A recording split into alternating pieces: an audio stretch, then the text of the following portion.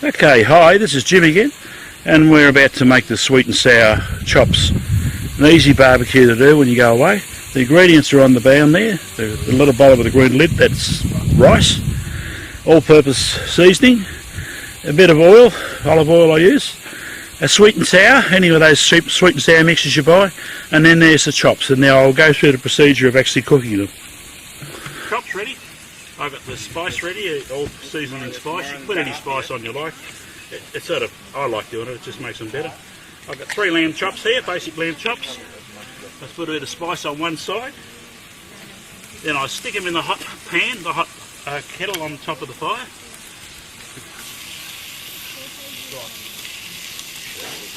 The next trick I always do is sprinkle a bit more spice to the other side because I like it spicy.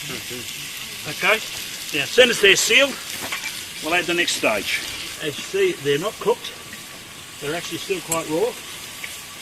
And I turn them over, leave them for a couple of minutes, and then I'll pull them out and I'll show you what the next stage is. So now sealed on both sides, and they're only sealed. They're not cooked, nowhere near cooked, they're just sealed. Right, I pull the pot off the fire, because otherwise I have to lean over a hot fire to do the next bit. So I'll move it. It's only just come off the fire. And what I do now is I get a layer of rice. This is my little rice container, and as you can see, have a close look at this container, you'll find that it's travelled all over Australia. I just bang a bit of rice in, can't guess about how much I want. Spread it out in the bottom of the pot, and then I pour water on. Now, okay, you say, okay, that was simple, yeah, anybody can do that in the pot, yeah, I know. But this is the trick.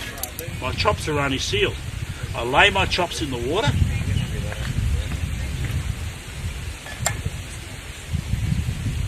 Okay, now I seal my pot up.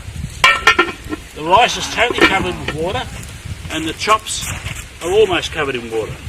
And it's a good idea to have them almost covered, otherwise it doesn't cook them quite right. But if you have them almost covered, that cooks them perfectly. I bang it back on the fire. Now we wait until the rice is cooked.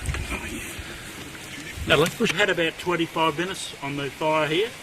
It's off slightly to one side so we don't boil the heck out of the rice.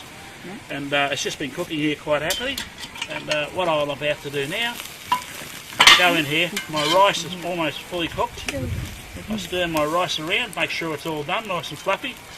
And then I'll take it off the fire because it's really hot sitting here. And I'll put the camera over and I'll show you the rest of it. I've got our rice off here. You can see the rice has expanded quite a considerable amount. The chops are sort of mixed in with it. I've got the sweet and sour.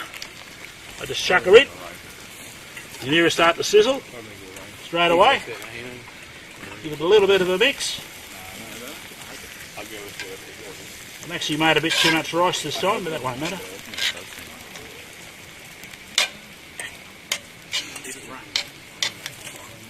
Now the trick is, what I usually do is I leave it sitting in the pan for about a minute or so, and that gives it enough time for the rice to soak up the sweet and sour.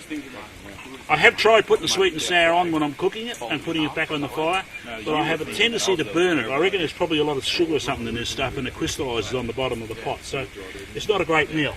So anyway, we've got that done. There's the chop. Well done, well cooked, couple of chops. Now we whack out some sweet and sour. And I've got some dummies here to test things on. If they don't die, I'll eat it myself. No, really, truly, it tastes so good. And it's a nice simple meal you can make when you're away. And with a mob of kids, it's easy to feed them with this. Before, I think everybody knows what it's like to go camping. And when you've been out for a few days, you have a tendency to lose things. These cars that we have, these four-wheel drives, they eat things. And they hide them until you get back for the trip 2 or 3 months, and then they appear in the back of the car again.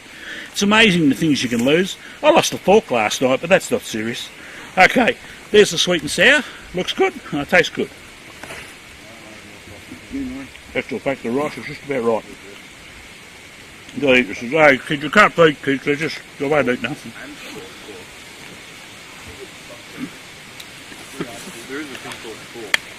So there you go. There's another tip and trick from Jim. It's virtually a sweet and sour rice. Steamed rice, so it's not too bad for the old waistline.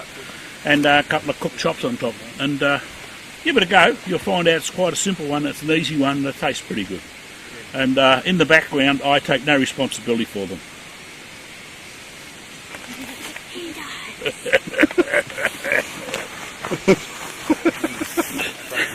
Now we'll just play that back to see if I got it.